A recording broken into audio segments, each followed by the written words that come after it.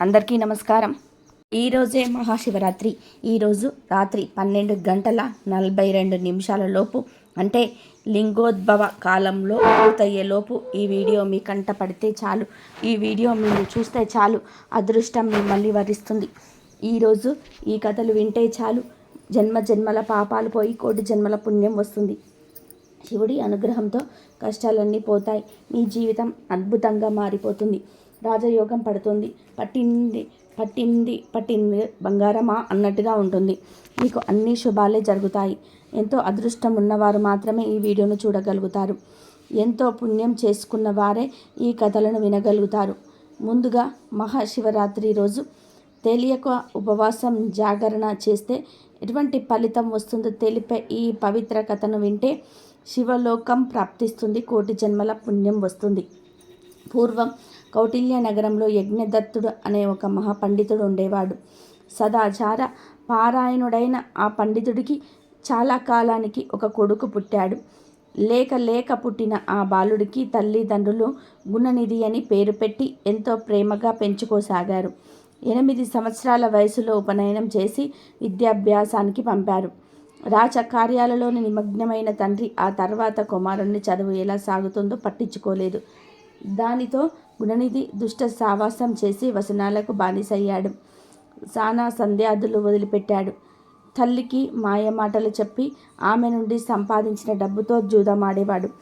తర్వాత వేశ్యాలోలుడయ్యాడు. పనుల్లో మునిగిపోయిన యజ్ఞదత్తుడికి విషయాలు ఏవీ తెలియవు. యజ్ఞదత్తుడు తీరిక వేళలో ఇప్పుడైనా కొడుకు గురించి భార్యను అడిగితే భార్య బాగా చదువుకుంటుంది, నీ కొడుకు మీద ప్రేమతో ఆమె అబద్ధం చెప్పేది. తండ్రి పట్టించుకోకపోవడం వల్ల, తల్లి గారాబం చేయటం వలన గుణనిధి పూర్తిగా చనిపోయాడు. ఇది తెలియని యజ్ఞదత్తుడు కుమారుడికి 18 సంవత్సరాలు నిండిన వెంటనే ఒక మంచి కుటుంబం నుంచి కన్యతో వివాహం జరిపించాడు. పెళ్ళైన గుణనిధికి బుద్ధి రాలేదు. కానీ తల్లి ధనం ఇవ్వటం మానేసింది. దానితో గుణనిధి తన ఇంటిలో ధనాన్ని దొంగలించడం, విలువైన పట్టు వస్త్రాలను, వెండి పాత్రలు, ఖరీదైన వస్తువులు ఎవరికి తెలియకుండా తీసుకొని వెళ్ళి జూదంలోనే ఓడిపోయినప్పుడు జూద గృహంలో గెలిచిన ఇవ్వటం వారికి అలవాటు చేసుకున్నాడు. తల్లి అంతా బోధించినా గుణనిధి ప్రవర్తన మార్చుకోలేదు. ఒకరోజు యజ్ఞదత్తుడు స్నానానికి వెళ్తూ తన చేతి రత్నాల ఉంగరాన్ని జాగ్రత్త చెయ్యమని భార్యకు ఇచ్చాడు. ఆమె దానిని పడక గదిలో పెట్టింది. భార్యాభర్తలు ఉంగరం సంగతి మర్చిపోయారు. గుణనిధి దానిని దొంగిలించి జూదంలో ఓడిపోయి గెలిచిన వాడికి సమర్పించుకున్నాడు. కొద్ది రోజుల తర్వాత యజ్ఞదత్తుడు వీధిలో వస్తువు ఉండగా ఒక శక్తి వెతికి తన ఉంగరం ఉండడం చూశాడు. అప్పుడు యజ్ఞదత్తుడు వాడిని, ఈ ఉంగరం నీకెక్కడిది అని గద్దించి అడిగాడు.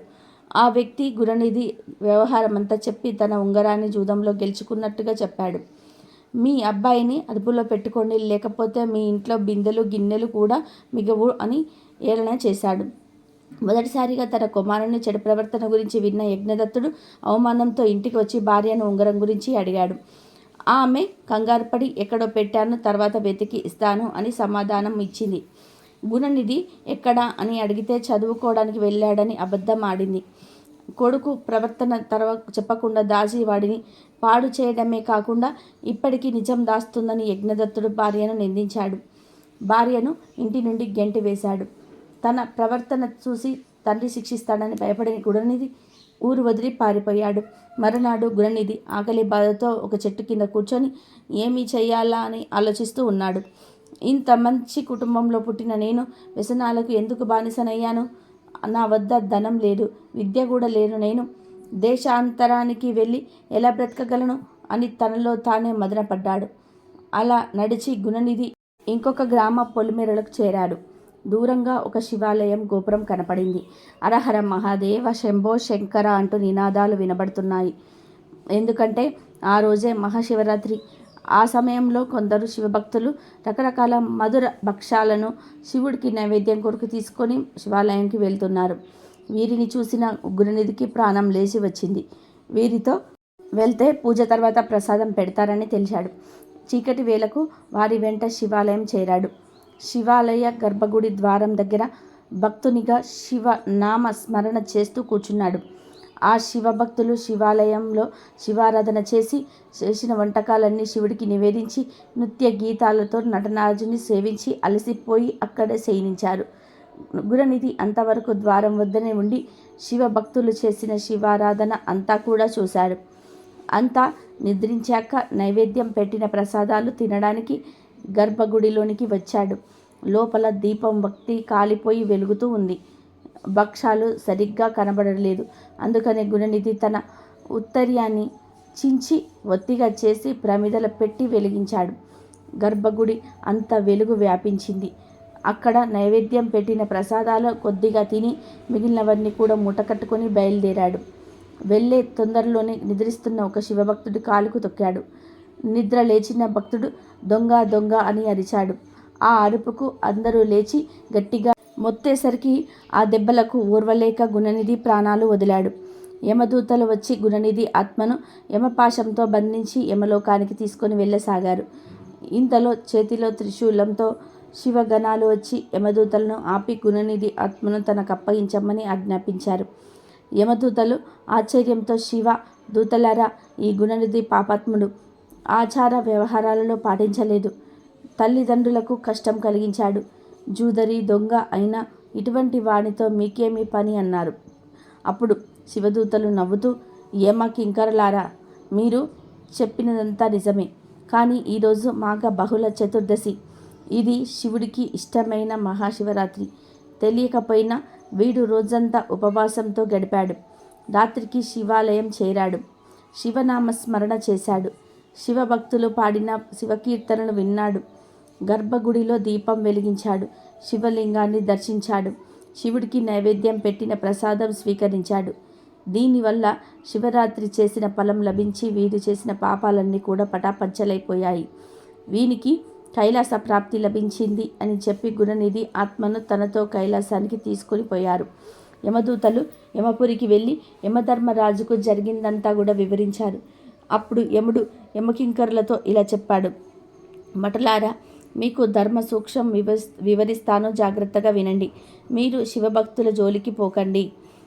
సీతాభస్వాన్ని నుదుట 3 నామాలుగా ధరించిన వారిని, నిలువెల్ల విభూది పూసుకున్న వారిని, రుద్రాక్ష దారులను, జటాదారులను నుంచి చివరలకు పుట్టకూటి కోసం శివుడి వేషం వేసేవారిని కూడా యమలోకానికి తీసుకురాకండి అని హెచ్చరించారు.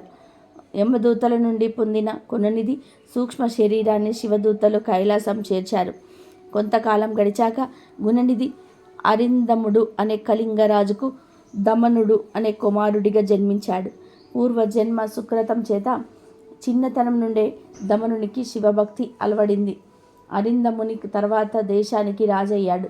పూర్వజన్మలో శివరాత్రి నాడు శివుని ముందు దీపం వెలిగించటం వలన అతనికి పూర్వజన్మ సంగతులు గుర్తున్నాయి. ఆ సంస్కారం వల్ల దమనుడు మహాశివభక్తుడై నిత్యం శివ పూజలు చేసేవాడు. ప్రతి మహాశివరాత్రి నాడు, అలాగే నెల నెల వచ్చే మాస శివరాత్రి నాడు కూడా శివాలయాలన్నిటిలో కూడా దీపాలు వెలిగించే ఏర్పాట్లు చేయటం, దీపదానాలు చేయటం, శివ పూజలు జరిపించటం లాంటి ఎన్నో కార్యక్రమాలు చేశాడు. చాలా కాలం ప్రజారంజకంగా దేశాన్ని పాలించి పూర్ణ జీవితాన్ని అనుభవించి స్వర్గస్థుడయ్యాడు. గుణనిధి దమనుడు అనే కళింగరాజుగా పుట్టి నిత్యం శివారాధన చేయటం, శివాలయాల్లోని లెక్క పెట్టలేనని దీపాలను వెలిగించటం, దీపదానాలు చేయటం వలన మరుజన్మలో బ్రహ్మదేవుడి మన్మడైన విక్ర వసువుకు కుమారుడిగా జన్మించాడు. విక్ర వసుడే కుమారుడు కాబట్టి వైశ్రవణుడు అనే పేరుతో పిలిచేవారు. పూర్వజన్మాల్లో చేసిన పుణ్యం వలన అతనికి పూర్వజన్మ స్మృతి ఉంది. దానితో అతడు ఈ జన్మలో కూడా గొప్ప శివభక్తి అలవడింది.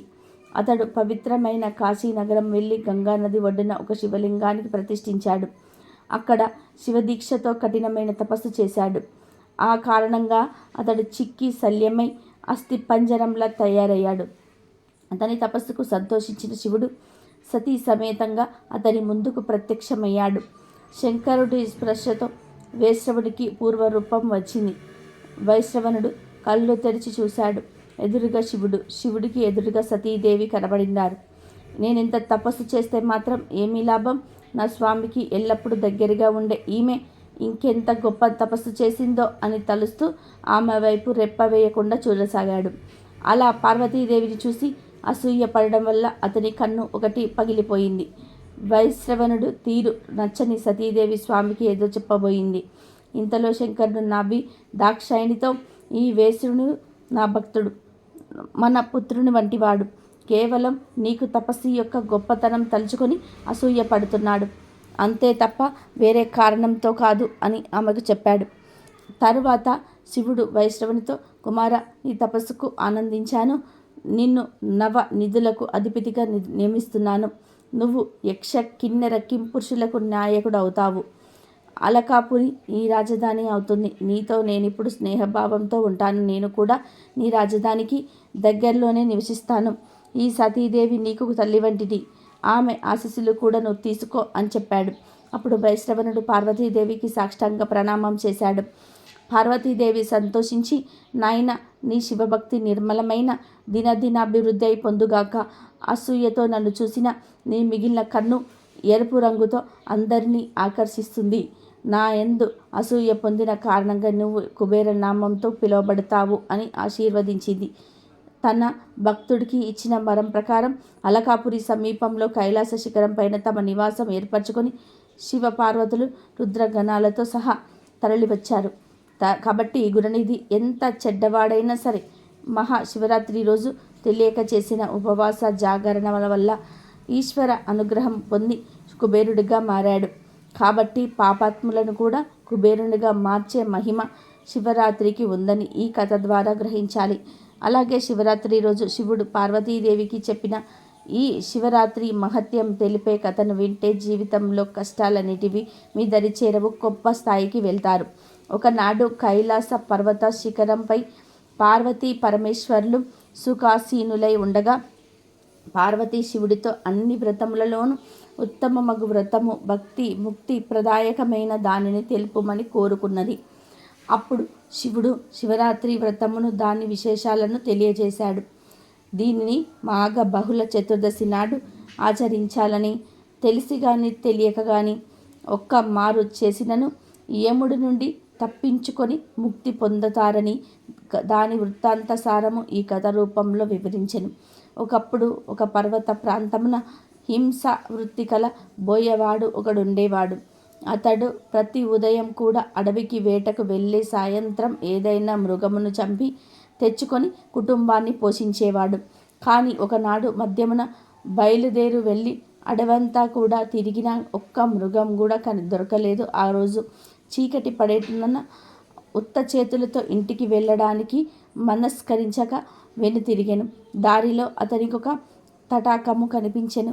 ఏమైనా మృగాలు నీరు తాగుతో కోసం అచటికి తప్పకుండా వస్తాయని వేచియుండి వాటిని చంపవచ్చునని ఆలోచించి దగ్గరనున్న ఒక చెట్టెక్కి తన చూపులకు అడ్డముగా ఉన్న ఆకులను కాయలను విరిచి కింద పడివేసి సాగెను.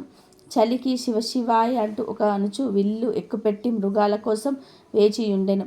మొదటి జామున ఒక పెంటిల్లేడి నీరు తాగుటకు అక్కడికి వచ్చిన వ్యాధుడు దానిపై బాణము విడవబోగా లేడి భయపడగా, వ్యాధుడా, నన్ను చంపకము అని మనుష్య వాక్యాలతో మాట్లాడెను. వ్యాధుడు ఆశ్చర్యపడి, మనుషుల వలె మాట్లాడుతున్నావు, నీ సంగతి తెలుపుమని కోరుకునెను. దానికి జింక, నేను పూర్వజన్మమున రంభయ్యను అప్సరసను. హిరణ్యాక్షకుడని రాక్షసుడు రాజు ప్రేమించి శివుని పూజించటం మరిచితిని. దానికి రుద్రుడు కోపించి, కామాంతమైన నీవు నీ ప్రియుడను చిక్కలుగా 12 గడిపి ఒక వ్యాధుడు బాణంతో చంపనుండగా శాప విముక్తులవుతారని సెలవిచ్చెను. నేను గర్భిణిని, అవధ్యను కనుక నన్ను వదులుము. మరొక పెంటి జింక ఇచటకు వచ్చెను. అది బాగుగా బలిసి ఉన్నది, కావున దానిని చంపుము, లేనిచో నేను వస్తుకి వెళ్ళి ప్రసవించి శిశువును బంధువులకు అప్పగించి తిరిగి వస్తాను అని అతన్ని ఒప్పించి వెళ్ళిపోయింది. రెండవ జాము గడిచిన తర్వాత జింక కనిపించెను. వ్యాధుడు సంతోషించి విల్లెక్కు పెట్టి బాణము విడవబోగా అది చూసిన జింక భయపడి మానవ వాక్కులతో, ఓ వ్యాధుడా, నేను విరహంతో కృషించియున్నాను. నాలో మేధ మాంసము లేవు. నేను మరణించిన నీ కుటుంబానికి సరిపోను. ఇక్కడికి అత్యంత స్థూలమైన మరజింక ఒకటి వస్తుంది, దాన్ని చంపుము, కానిచో నేనే తిరిగి వస్తాను అనెను. ఆ వేటగాడు దానిని కూడా విడిచిపెట్టెను. 3వ జాము వచ్చెను. వ్యాధుడు ఆకలితో జింక కోసం చూస్తూ ఉన్నాడు. అంతలోనే ఒక మగ జింక అక్కడికి వచ్చెను. వింటితో బాణము విడవబోగా ఆ మృగము వేటగాడిని చూసి మొదటి 2 వెంటి జింకలు తన ప్రియురాల్ని తానే చంపిన అని ప్రశ్నించెను. అందుకు వ్యాధుడు ఆశ్చర్యపడి 2 వెంటి జింకలు మరలి వచ్చుటకు ప్రతిజ్ఞ చేసి వెండినవి నిన్ను నాకు ఆహారముగా పంపుతాయని చెప్పినాయి అన్నారు. ఆ మాటలు విని నేను ఉదయాన్నే మీ ఇంటికి వచ్చేదను. నా భార్య ఋతుమతి ఆమెతో గడిపి బంధుమిత్రుల అనుజ్ఞ పొంది మరలా వస్తాను అని ప్రమాణం చేసి వెళ్ళెను. ఇట్లు 4 జాములు గడిచి సూర్యోదయ సమయంలో వ్యాధుడు జింకల కొరకు ఎదురు చూస్తూ ఉండెను. కొంతసేపటికి ఆ 4 జింకలు వచ్చి నన్నే మొదట చంపుమని అనుచు వ్యాధుని ఎదుట మోకరిల్లెను. అతడు మృగముల సత్యనిష్టకు ఆశ్చర్యపడెను. వానిని చంపుటకు అతను మనస్సు ఒప్పుకోలేదు. తన హింసావృద్ధిపై జుగుప్స కలిగెను. ఓ మృగములారా, నీ నివాసములకు వెళ్ళుము. నాకు మాంసము అక్కరలేదు. మృగములను బెదిరించుట, బంధించుట, చంపుట పాపము. కుటుంబం కొరకు ఇక నేనెప్పుడు కూడా పాపము చెయ్యను. ధర్మమునకు దయా మూలము, దమయము సత్యఫలము. నీవు నాకు గురువు, ఉపదేష్టవు. కుటుంబ సమేతంగా నువ్వు వెళ్ళుము.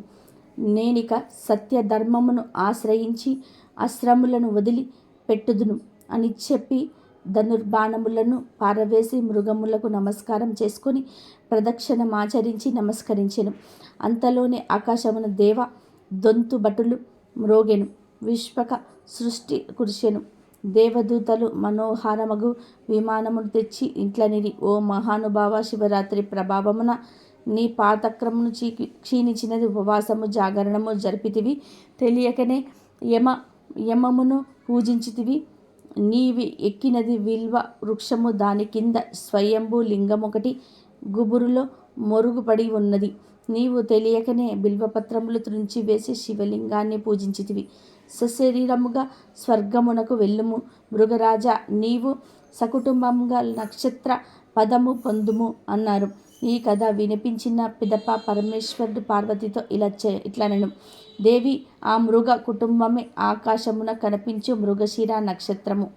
3 నక్షత్రములలో ముందున్న 2 జింక పిల్లలు, వెనుకనున్న 3వది కృంగి. ఈ మూడిటిని మృగశీర్షము అందురు. దాని వెనుకనున్న నక్షత్రములలో ఉజ్వలమైనది దుంతక నక్షత్రం. ఈరోజు శివుణ్ణి తన భర్తగా భావించిన ఈ భక్తురాలి కథను వింటే జీవితంలోనే దరిద్రం అనేది మీ దరి చేరదు. శివుడి కృప ఎల్లవేళలా మీపై ఉంటుంది. అక్క మహాదేవి ఈ పేరు వినగానే శ్రీశైలంలోని ఆమె పేరు మీదుగా ఉన్న ఒక గృహ గుర్తుకు వస్తుంది. విశాలమైన ఆ గృహలో ఆమె సుదీర్ఘ కాలము తపస్సు చేస్తుందని చెప్తారు. కానీ అక్క మహాదేవికి కేవలం ఒక భక్తురాలు మాత్రమే కాదు, సమాజాన్ని ధిక్కరించిన ఒక విప్లవకారిణి, భక్తి ఉద్యమానికి కొత్త ఊపు ఇచ్చిన రచయిత్రి, ఆ పరమేశ్వరుని తన భర్తగా భావించిన భక్తురాలు. అక్క అన్న పేరు నిజానికి ఒక బిరుదు మాత్రమే. ఈ భక్తురాలి అసలు పేరు మహాదేవి. శివభక్తులైన ఆమె తల్లిదండ్రులు ఆమెను సాక్షాత్తు ఆ పార్వతీదేవి అవతారంగా భావించారు. అందుకని ఆమెకు మహాదేవి అన్న పేరు పెట్టారు.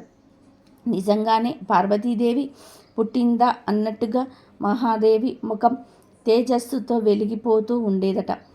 దానికి తోడు నిత్యం శివ పంచాక్షరి మంత్రాన్ని జపిస్తూ తనదైన లోకంలో ఉండేదట. మహాదేవి పుట్టిన ఊరు కర్ణాటకలోని ఉడుదడి అని ఒక చిన్న గ్రామం. ఒకసారి ఆ రాజ్యాన్ని ఏలే కౌశికుడు అనే రాజు ఆ గ్రామ పర్యటనకు వెళ్ళాడు. అక్కడ అందరితోనూ పాటుగా రాజుగారి ఊరేగింపును చూస్తూ నిలుచున్న మహాదేవిని చూసి రాజు మనసు పారేసుకున్నాడు. వివాహం చేసుకుంటే ఆమెనే చేసుకుంటాలని నిశ్చయించుకున్నాడు. కానీ అక్క మహాదేవి అంగీకరించకపోగా రాజు ఆ అక్క మహాదేవిని నీవు వివాహానికి అంగీకరించనిచో నీ తల్లిదండ్రులను చంపుతానని బెదిరించడం. ఇక ఆమెకు వేరే దిక్కులేక రాజును పెళ్లి చేసుకుంది. పెళ్లి చేసుకున్న అతనిని మాత్రం దూరంగానే ఉంచేది. కౌశికుడు ఆమెను లోబర్చుకోవాలని చాలా ప్రయత్నం చేసినా ఆమె నేను శివుడిని ఎప్పుడో పెళ్ళాడాను, నిన్ను కాదు అని తప్పించుకునేది. కొంతకాలానికి రాజుకు సహనం నశించింది. ఆమెను వశపరుచుకోవడానికి ఎంత ప్రయత్నం చేసినా ఆమె అతన్ని తిరస్కరించింది. నాకు వేరే చోట మరో భర్త ఉన్నాడు. అతను నా దగ్గరకు వస్తూ ఉంటాడు. నేను అతనితోనే ఉంటాను, నీతో ఉండలేను అని చెప్పేది. దీనిని కౌశికుడు సహించలేక, ఇలాంటి భార్యతో ఉండి ఏం ప్రయోజనం, కనిపించని వేరే అతనిని పెళ్లి చేసుకున్న భార్యతో ఎలా ఉండటం అని అనుకున్నాడు. ఆ రోజుల్లో విడాకుల్లాంటివి లేవు. అతనికి ఏమి చేయాలో తోచలేదు. అందువలన ఆమెను రాజసభకు తీసుకొని వచ్చి సభలోని ప్రజలను నిర్ణయించమన్నాడు. సభలోని వారు ఆమెను ప్రశ్నించగా ఆమె వేరే ఒక చోట ఉన్న తన భర్త గురించి మాత్రమే మాట్లాడింది. ఆమె శివుడే తన భర్త అని అంతలా నమ్మింది. సభలో ఉన్న ప్రజలందరి ముందు ఆమె తన భర్త మరొక చోట ఉన్నాడని చెప్పటంతో కౌశికుడు చాలా కోపగించుకున్నాడు. అప్పుడు ఆ రాజు అక్క మహాదేవితో, నీవు ఇంతకు ముందే వేరే ఒకరిని పెళ్లాడినచో నాతో ఏమీ పని, వెళ్ళిపో అన్నాడు. సరే అని తేలికగా చెప్పేసి ఆమె బయటకు నడవడం మొదలుపెట్టేసింది. ఆమె అలా ప్రశాంతతతో తేలికగా తనను వదిలి వెళ్ళగలగడం చూసిన రాజు తనలోని కోపం వల్ల హీనంగా, నీవు ధరించిన వస్త్రాలను, నగలు నావే, వాటిని కూడా విడిచి వెళ్ళు అన్నాడు. నిండు సభలో యుక్త వయసులో ఉన్న అక్క మహాదేవి అన్నిటినీ విసర్జించి నగ్నంగా బయటకు వెళ్ళింది. ఆ రోజు నుండి ఆమె బట్టలు ధరించడానికి నిరాకరించింది. దీనివల్ల సమస్యలు రావచ్చని చాలామంది ఆమెను బట్టలు ధరించమని నచ్చజెప్పిన జీవితాంతం ఆమె వివస్త్రగానే జీవించి ఒక ఋషిగా గుర్తింపబడింది. ఆమె చిన్నతనంలోనే మరణించిన ఆ కొద్ది కాలంలోనే కొన్ని వందల అద్భుత పద్యాలు రచించింది. ఆమె భక్తి ఎలాంటిదంటే, ప్రతిరోజు శివుని, శివ నాకు ఎలాంటి ఆహారం అందకుండా చెయ్యి, నేను ఆహారం తీసుకుంటే నా శరీరం తృప్తి చెందుతుంది, నా వేదన ఏమిటో నా ఈ శరీరానికి తెలియదు, నేను నీలో ఐక్యం కావాలని పడే ఈ తపన నా శరీరానికి కూడా పడని, అందువల్ల ఏ ఆహారం నా వద్దకు రానివ్వకు, ఎప్పుడైనా ఒకవేళ నా చేతిలోకి ఆహారం వస్తే అది నా నోటిలోకి చేరేలోపే దానిని మట్టిలో పడవేయి, ఆ మట్టిలో పడేసిన దానిని అవివేకినైన నేను తీసుకునే లోపే ఒక శునకము వచ్చి తీసుకుపోయేటట్లు చెయ్యి అని అర్థించేది. అది ఆమె ప్రతిరోజు చేసే ప్రార్థన. ఇది ఆమె శివభక్తి. అయితే ఆమె కర్ణాటక నుండి శ్రీశైలం వచ్చినట్లు, అలాగే శ్రీశైలం పరిసర ప్రాంతాలలో మరణించినట్లు తెలుస్తుంది. శ్రీశైలంలోని అక్క మహాదేవి గుహలు ఉన్నవి. ఇలాంటి భక్తులు భారతదేశంలో కోకొల్లలు. భారతదేశం ఆధ్యాత్మిక సాధన భూమి. అలాగే కులీనుడు అనే ఒక బోయవాడు తెలియక శివరాత్రి వ్రతం చేయటం వలన ఎటువంటి ఫలితాలను పొందాడో తెలిపే ఈ కథను వింటే శివ అనుగ్రహం కలుగుతుంది, పట్టిందల్లా బంగారం అవుతుంది. పూర్వం శబరి నది తీరమందున్న అరణ్యమును కులీనుడు అనే ఒక బోయవాడు తన భార్య బిడ్డలతో నివసించేవాడు. అతడు వేట తప్ప మరొక ఆలోచన లేని కడు మూర్ఖుడు. వేటకు పోవుట, జంతువులను చంపి వాటిని కాల్చి తాను తిని తన భార్య బిడ్డలకు తినిపించటం తప్ప అతనికి మరి ఏదియూ తెలియదు. అతడు జంతువులను వేటాడటంలోని నేర్పుగలవాడు. క్రూర మృగములు సైతం ఆ బోయవాడిని చూసి భయపడి పారిపోయేవి. అందుచేత అతడు అడవిలో నిర్భయంగా తిరిగేవాడు. ప్రతిదినము ఒకనాడు వేటకు వెళ్ళగా ఆ రోజు జంతువులు ఏమీ కంటపడలేదు. సాయంకాలం అవుతుంది. కులీనుడికి వట్టి చేతులతో ఇంటికి వెళ్ళుటకు మనసు అంగీకరించనందున చీకటి పడిన తర్వాత అక్కడున్న మారేడు చెట్టు పైకి జంతువుల కొరకు ఎదురు చూడసాగాడు. తెల్లవారుతున్న కొద్దీ చలి ఎక్కువైపోయి మంచు కురుస్తున్నందున కులీనుడు చెట్టు కొమ్మలను దగ్గరకు లాగి వాటితో తన శరీరాన్ని కప్పుకోసాగాడు. ఆ కొమ్మలకున్న వెండుటాకులు రాలి చెట్టు కింద ఉన్న శివలింగం మీద పడినవి. ఆ రోజు మహాశివరాత్రి. అందులో బోయవాడు పగలంతా తిండి తినక రాత్రంతా జాగరణతో ఉన్నాడు. తనకు తెలియకపోయినను మారేడు వ్రతములు శివలింగంపై పడినవి. ఇంకేమున్నది, శివరాత్రి మహిమ బోయవాడికి సంప్రాప్తించెను. మాఘ మాసంలోని కృష్ణపక్ష చతుర్దశి రాత్రి అందు జాగరణ, పైగా శివలింగంపై బిల్వ పత్రములు, పూట తిండి లేక ఉపవాసం ఉండుట, ఇవన్నీ ఆ బోయవాడికి మేలు చేసినవి. మరణములకు హెచ్చుతగ్గులు గాని, శిశు వృద్ధ వేదములు గాని లేవు. పూర్వజన్మలోని చేసుకున్న పాప పుణ్యములను బట్టి మనుజుడు తన జీవితంలోని గడపవలసినదే. మరికొన్ని సంవత్సరములకు ఆ బోయవాడికి వృద్ధాప్యము కలిగి మరణమాసన్నమై ప్రాణములు విడిచెను. వెంటనే యమభటులొచ్చి వాని ప్రాణములు తీసుకొని పోవుచుండగా కైలాసం నుండి దేవదూతలు వచ్చి యమదూతల చేతిలోనున్న బోయవాని జీవాత్మను తీసుకొని శివుడి దగ్గరకు పోయిరి. యమభటులు చేరినది లేక యముడి దగ్గరికి వెళ్ళి యముడితో జరిగింది చెప్పిరి. అప్పుడు యముడు కొంత తడవు ఆలోచించి ప్రాసేపటి తర్వాత శివుడి వద్దకు వెళ్ళెను. శివుడు పార్వతి, గణపతి, కుమారస్వామి, తుంబుర, నారదాది గణములతో కొలువు తీరి ఉన్న సమయంలో యముడు వచ్చి శివుడికి నమస్కరించెను. అప్పుడు ఉమాపతి యముడిని దీవించి ఉచిత ఆసనమిచ్చి కుశల ప్రశ్నలు అడిగి వచ్చిన కారణం ఏమిటని ప్రశ్నించెను. అంతటా యముడు, మహేష, చాలా దినమునకు ఈ దర్శన భాగ్యము కలిగినందులకు మికిలి ఆనందించుచున్నాను.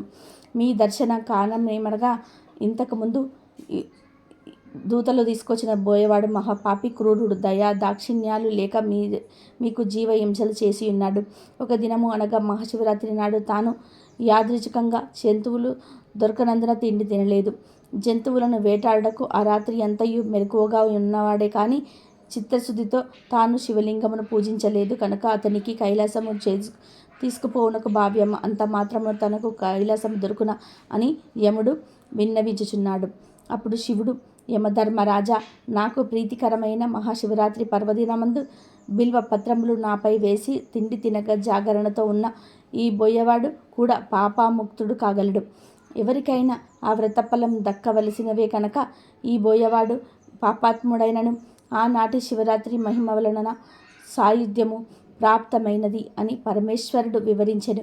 కాబట్టి తెలియక శివరాత్రి వ్రతం చేసిన కైలాసము దొరుకుతుందని విషయాన్ని ఈ పురాణ కథ ద్వారా తెలుసుకోవచ్చు. అలాగే శివరాత్రి రోజు చిన్న పాప చూపిన భక్తికి శివుడు ఎలా లొంగిపోయాడో తెలిపే ఈ పవిత్ర కథను వింటే జన్మ జన్మల పాపాలు పోయి కోటి జన్మల పుణ్యం వస్తుంది. పూర్వం ఒక ఊర్లో శివదేవుడు అనే గృహస్థుడు ఉండేవాడు. అతడు మహాశివభక్తుడు. రోజు తమ ఊర్లో ఉన్న శివాలయానికి శివదేవుడు వెళ్ళేవాడు. ఒట్టి చేతులతో వెళ్లకుండా బాగా కాచి చల్లార్చిన కుంచెడు పాలు ఆలయానికి పట్టుకొని వెళ్ళాడు. శివుడికి వాటిని నైవేద్యంగా ఆరగింపు చేసేవాడు. అలా భక్తితో స్వామికి నమస్కరించి ఆపై పాలను ఇంటికి తీసుకువెళ్ళేవాడు. ఇలా పరమ నిష్ఠతో ప్రతిదినం కుంచెడు పాలను శివుడికి ఆరగింపు చేసేవాడు. స్వామిని అర్చించేవాడు. ఉన్నట్టుండి ఒకనాడు శివదేవుడికి భార్యతో కలిసి పొరుగురికి వెళ్ళవలసిన పని ఉంది. దానితో తన నిష్టగా చేసే శివపూజ, శివుడికి పాలను నివేదించే పని ఎలాగా అని ఆలోచించాడు. అప్పుడు ఇంట్లో అందరికన్నా చిన్నదైన కూతురిని దగ్గరికి పిలిచాడు. పాప, మేము ఊరికి వెళ్తున్నాము. ఊరు నుండి తిరిగి వచ్చేదాకా ఇంటి దగ్గరనే జాగ్రత్తగా ఉండుము. ఇంకో ముఖ్యమైన పని ఉంది. అదేమిటి అంటే, మనం రోజు శివాలయంలో శివుడికి పాలను అరగింపు చేసేవాళ్ళం కదా, ఆ పని కూడా నువ్వు చెయ్యాలి. జాగ్రత్తగా కాచి చల్లార్చిన మంచి గోవు పాలను కుంచెడు కులిచి పాత్రలో పోసుకొని గుడికి వెళ్ళాలి. అక్కడ స్వామికి ఆ పాలను అర్పించాలి.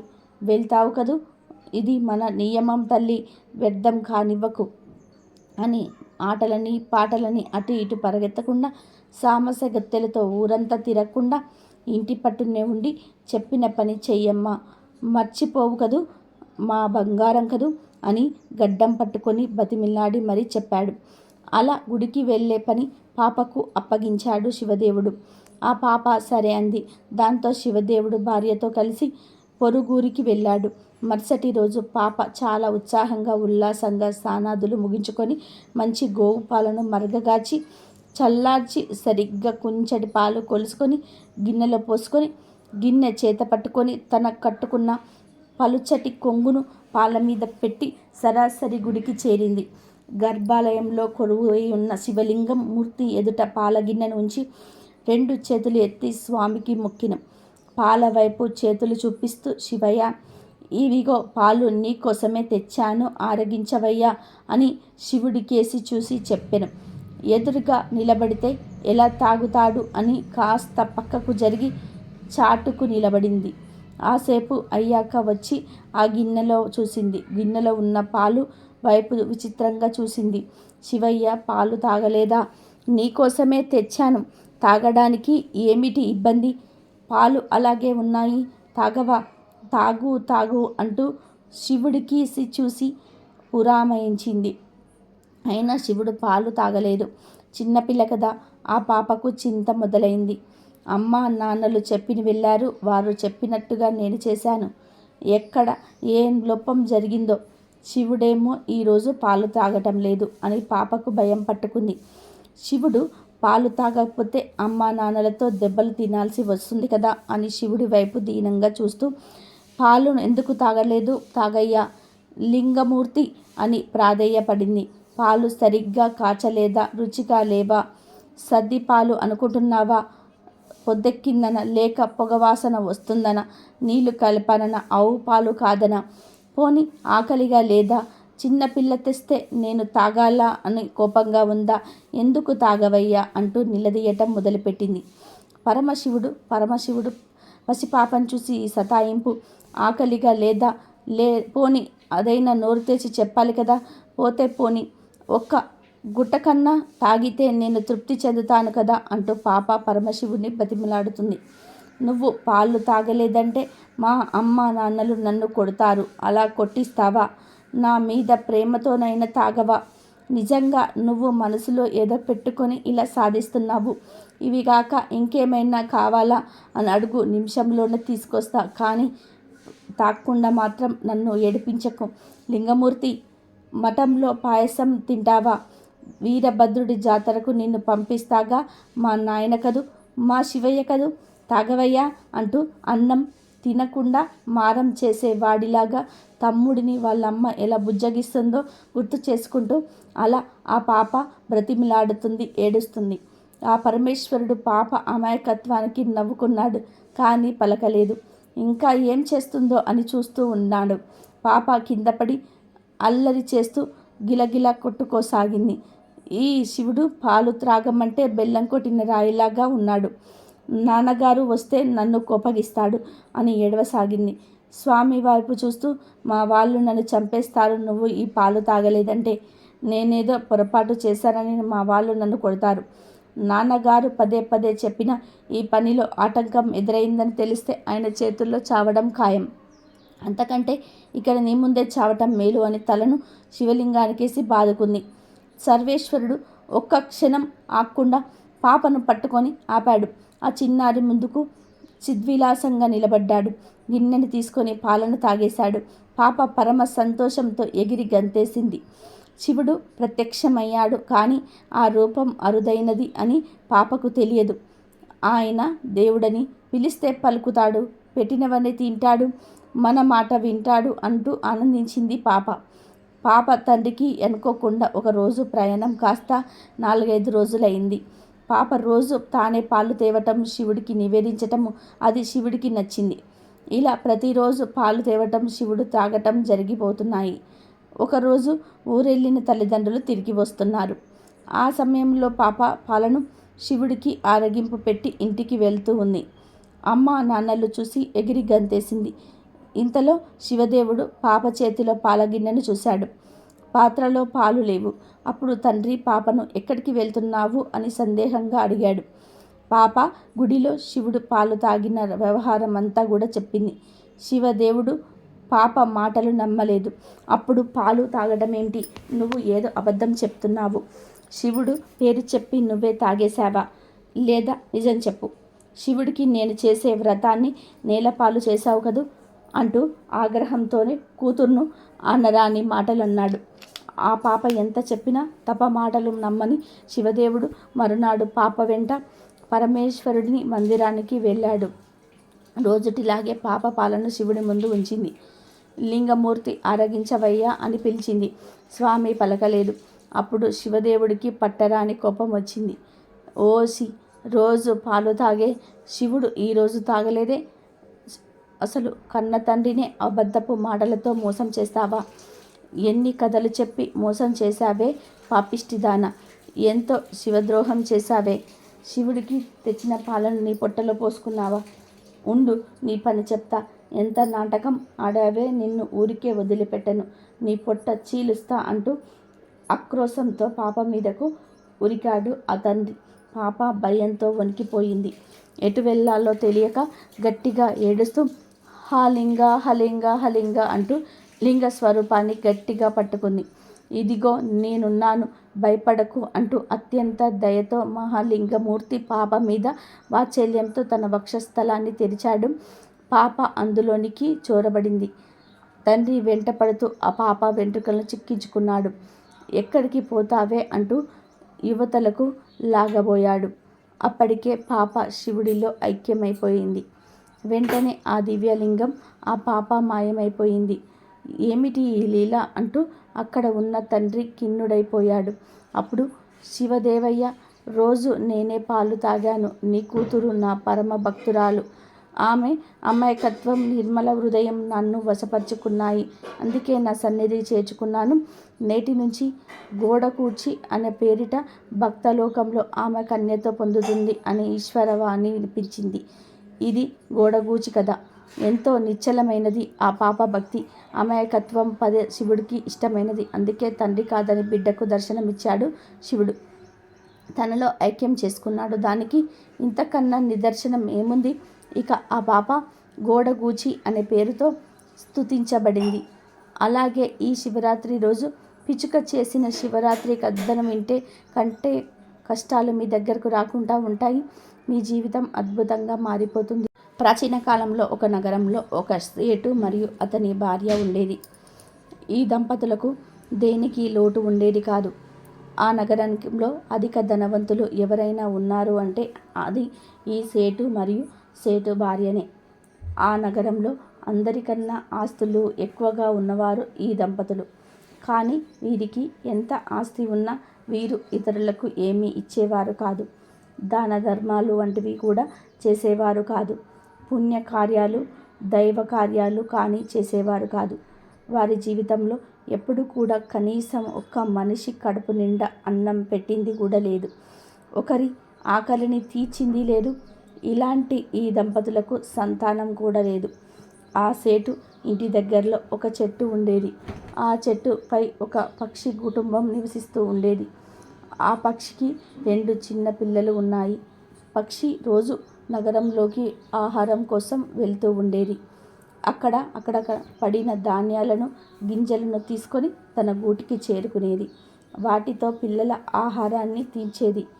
పక్షి రోజు నగరంలోకి వెళ్ళి ఆహారం సేకరించే క్రమంలోనే సేటు ఉన్న ఇంటికి కూడా వెళ్ళేది. కానీ అక్కడ ఆ పక్షికి ఒక గింజ కూడా దొరికేది కాదు. పక్షి తన మనసులో ఇలా అనుకుంటూ ఉండేది. పూర్తి నగరంలో పెద్ద ఇల్లు ఈ సేటుదే. సేటు చాలా ధనవంతుడు. కానీ ఇతడు ఎటువంటి దానాలు చేయటం లేదు. కనీసం ఎవరికి భిక్ష కూడా వేయటం లేదు. ఏ జీవ జంతువులకు కూడా ఇతను సహాయం చేయటం లేదు. పక్షులకు ధాన్యం కూడా వేయటం లేదు. ఈ సేటు చాలా పిసినారి అని అనుకున్నది. ఒకరోజు ఆ పక్షి తన గూటి నుండి బయలుదేరి ఆ సేటు ఇంటి వద్ద వాలింది. అదే సమయంలో ఆ సేటు మరియు అతని భార్య ఎలా మాట్లాడుకుంటూ ఉన్నారు. సేటు భార్య సేటుతో ఇలా అంటుంది. ఏమండి, మన దగ్గర చాలా ధనం ఉంది. అన్ని సంపదలు ఉన్నాయి. పూర్తి నగరంలో మనమే ధనవంతులం. మనకు తినడానికి తిండి ఉంది. మనకు తిండికి, బట్టకు ఎటువంటి లోటు లేదు. ఈ ధనాన్ని మనం ఏం చేసుకుంటాం? మనకు వారసుడు కూడా లేడు. ఈ ధనాన్ని తినేవారు ఎవ్వరూ లేరని భర్తను అడిగేసరికి దానికి సేటు ఇలా అన్నాడు. ఇందులో మనం చేసేది ఏముంది? మన తలరాత అలా ఉంది. మన తలరాతలో పుత్ర ప్రాప్తి లేదు. ఎప్పటి వరకు మనం జీవించి ఉంటామో అప్పటి వరకు ఈ ధాన్యాన్ని తింటాము. అలానే ఎవరి తలరాతలో అయితే ఈ సంపదను తినాలని అని ఉంటుందో ఆ తర్వాత ఆ సంపదను వాళ్ళు తింటారు. ఈ విధానంగా ఆ దంపతులు మాట్లాడుకునేది ఆ పక్షి వింటూ ఉంటుంది. వారి మాటలు విన్నాక పక్షి అక్కడి నుండి వెళ్ళిపోతుంది. తన ఆహారాన్ని సేకరించుకొని తిరిగి మళ్ళీ గూటికి వెళ్తుంది. కానీ ప్రతిరోజు ఆ పక్షి సేటు ఇంటికి వెళ్ళి ఆ దంపతులు ఏం మాట్లాడుకుంటున్నారో వినేది. ఆ పక్షి చాలా మంచి స్వభావం కలిగి ఉండేది. దాని మనసు చాలా దయతో నిండి ఉండేది. ఆ సేటు భార్యకు కూడా ఆ పక్షిని చూస్తూ ఉండేది. ఆ సేటు భార్యకు ఆ పక్షి బాగా నచ్చింది. సేటుకు తెలియకుండా కొన్ని గింజలను దాచి ఆ పక్షికి ఆహారం వేసేది. ఆ పక్షి ఆహారాన్ని తింటూ ఉండేది.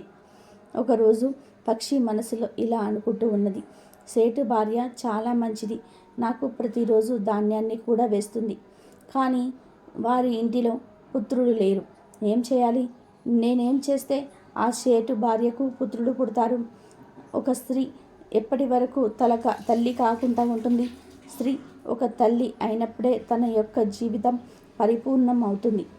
ఒక ఆడదాని బాధ ఇంకొక ఆడదానికే అర్థమవుతుంది.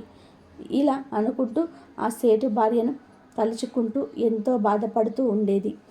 నేను వెళ్ళ కోసం ఏమి చెయ్యగలను అని తనలో తానే మదన పడిపోతూ ఉండేది. ఇలా బాధపడుతూ బాధ గురించి ఆలోచిస్తూ ఉండగా ఆ పక్షికి ఒక ఆలోచన వచ్చింది. నేను ఎందుకు మహాదేవుని దగ్గరకు వెళ్ళకూడదు అని అనుకున్నది. నేను ఆ మహాదేవుని దగ్గరికి వెళ్ళి సేటు మరియు సేటు భార్య గురించి మొరపెట్టుకుంటాను. ఇలా ఆలోచిస్తూ తన గూడుకు వెళ్ళి తన భర్తతో ఇలా అంటుంది, నేను ఒక ముఖ్యమైన పని మీద బయటకు వెళ్తున్నాను. నేను వచ్చే వరకు పిల్లలను జాగ్రత్తగా చూసుకోండి. వారికి సమయానికి ఆహారాన్ని నీటిని అందించండి అని చెప్పి ఆ ఆడపక్షి ఆకాశ మార్గంలో ఎగురుకుంటూ వెళ్ళింది. పక్షి చాలా వేగంగా ఎగురుకుంటూ వెళ్ళిపోతుంది. తిండి నిద్రాహారాలు మానేసి ప్రయాణం చేస్తూనే ఉంది. అలా కొద్ది రోజులకు కైలాస పర్వతానికి చేరుకొని స్పృహ తప్పి పార్వతీదేవి కాళ్ళ వద్ద పడిపోయింది. పార్వతీదేవి పాదాల వద్ద పడిన పక్షిని పార్వతీదేవి చేతిలోకి తీసుకొని స్పృహ కోల్పోయిన ఆ పక్షికి మళ్ళీ స్పృహ వచ్చేలాగా చేసింది పార్వతీదేవి. తర్వాత పార్వతీదేవి ఆ పక్షితో ఇలా అంటుంది, ఓ పక్షి, నీవు ఎక్కడి నుండి వచ్చావు? నీవు ఎందుకు చాలా కంగారు పడుతూ ఉన్నావు? దానికి పక్షి ఇలా అంది, అమ్మా పార్వతీదేవి, నేను చాలా బాధలో ఉన్నాను. నేను చాలా దూరం నుండి వచ్చాను. కానీ ఈ దుఃఖం అయితే నా కోసం కాదు, వేరే వారి కోసం నేను దుఃఖంలో ఉన్నాను అని పక్షి అంటుంది. దానికి పార్వతీదేవి ఇలా అడుగుతుంది, చూడు పక్షి, నువ్వు విషయం ఏమిటో నాకు అర్థమయ్యేలాగా చెప్పు. అసలు విషయం ఏమిటి?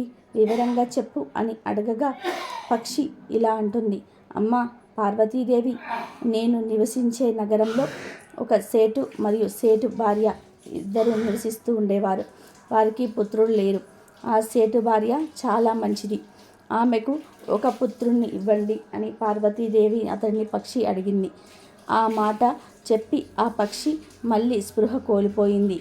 పార్వతీదేవి మళ్ళీ ఆ పక్షిని స్పృహలోనికి తేవడానికి బాగా కష్టపడింది.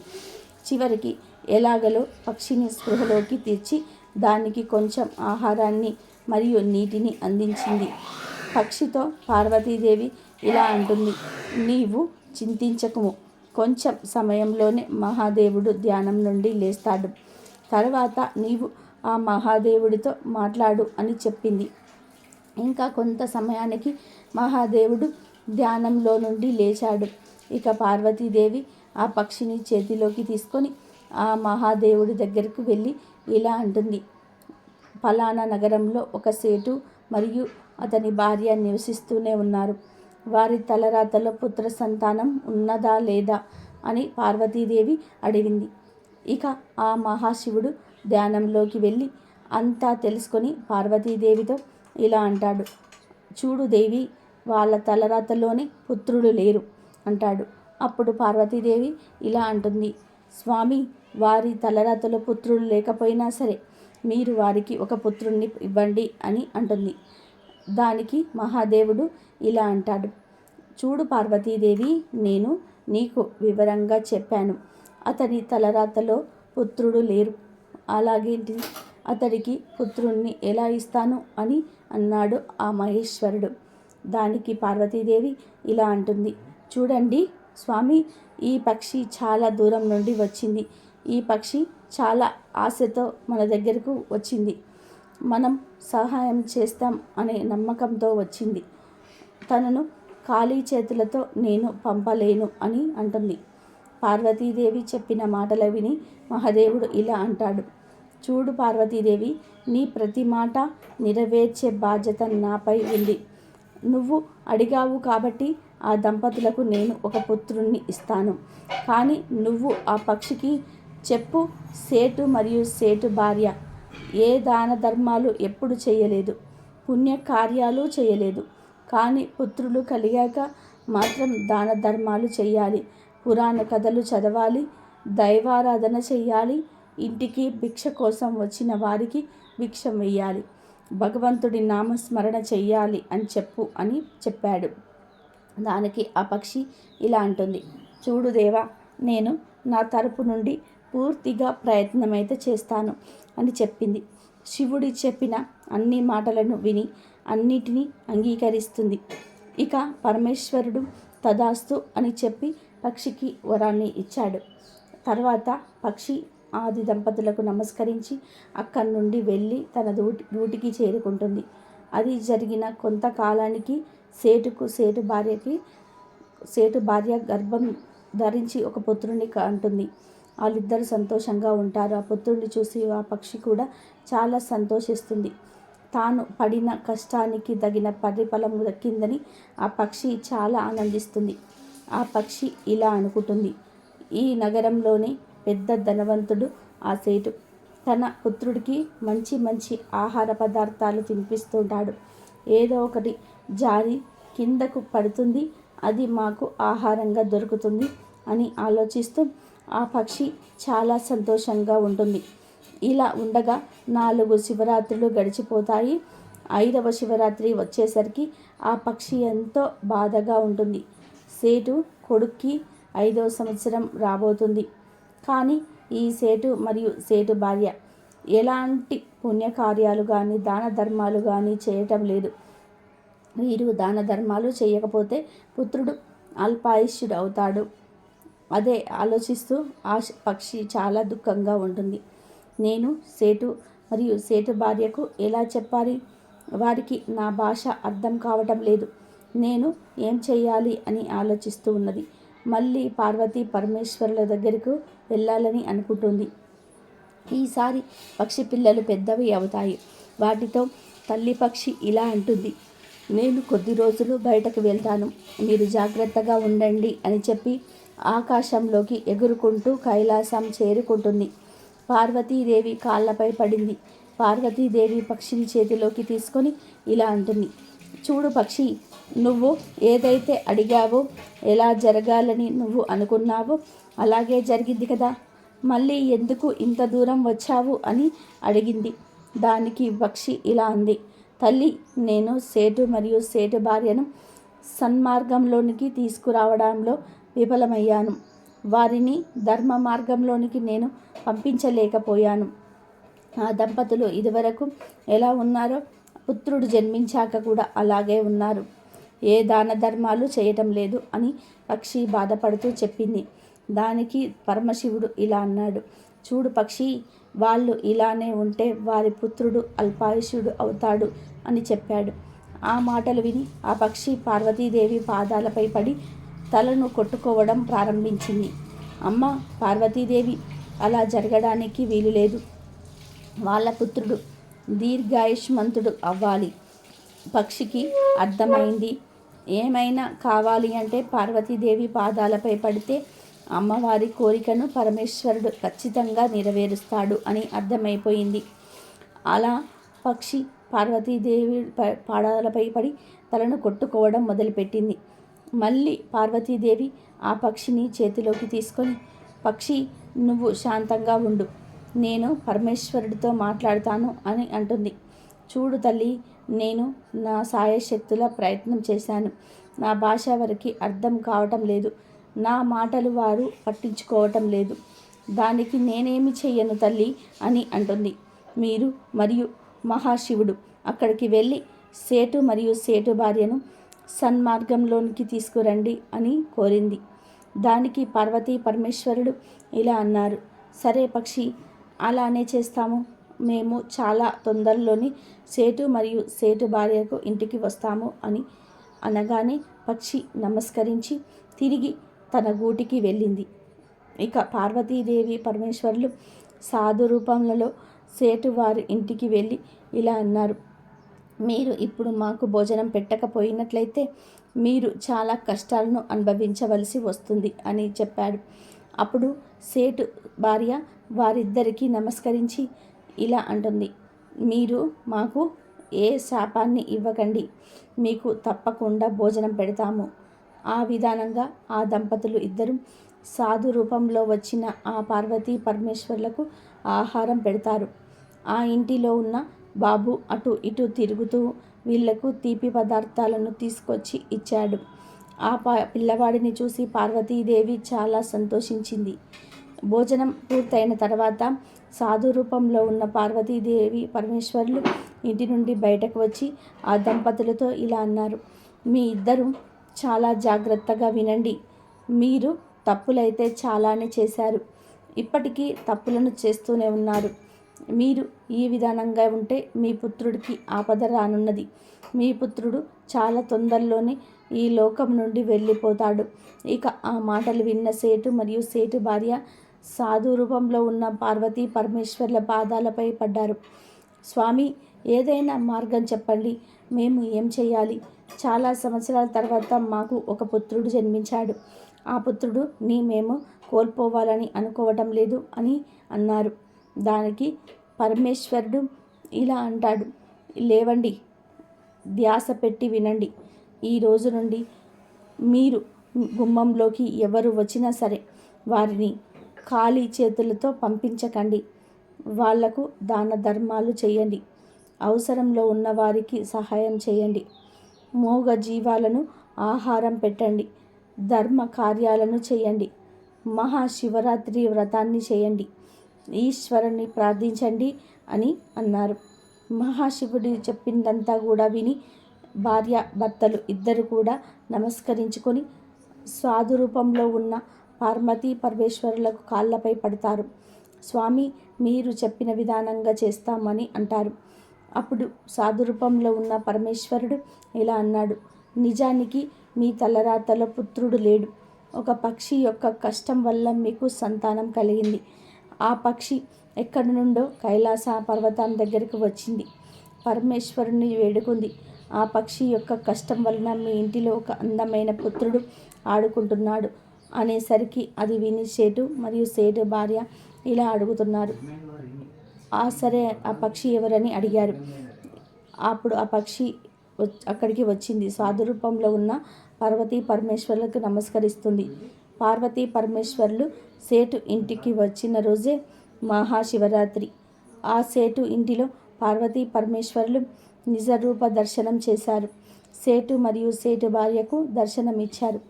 ఆ పక్షి యొక్క శివరాత్రి సంపూర్ణమైంది. చాలా ఆనందంతో సంతోషంతో ఆ దంపతులు శివరాత్రి పండుగను జరుపుకుంటున్నారు. మహాశివరాత్రి వ్రతాన్ని చేస్తారు. ఆ పక్షి కూడా శివరాత్రి వ్రతాన్ని చేస్తుంది. మహాశివుడిని కూడా దర్శనం చేసుకొని వారు ఎంతో సంతోషించారు. ఎవరైతే మహాశివరాత్రి వ్రతాన్ని చేస్తారో వారికి ఆ మహాశివుడి కృప ఎల్లప్పుడూ కూడా ఉంటుంది. కాబట్టి శివరాత్రి రోజు రాత్రి లింగోద్భవ కాలం ముగిసేలోపు ఈ వీడియో చూస్తే చాలు, ఈ కథలు వింటే చాలు, జన్మ జన్మల పాపాలు పోయి కోటి జన్మల పుణ్యం వస్తుంది. శివుడి అనుగ్రహంతో కష్టాలన్నీ పోతాయి. మీ జీవితం అద్భుతంగా మారిపోతుంది. రాజయోగం పడుతుంది. పట్టింది పట్టిన బంగారమా అన్నట్టుగా ఉంటుంది.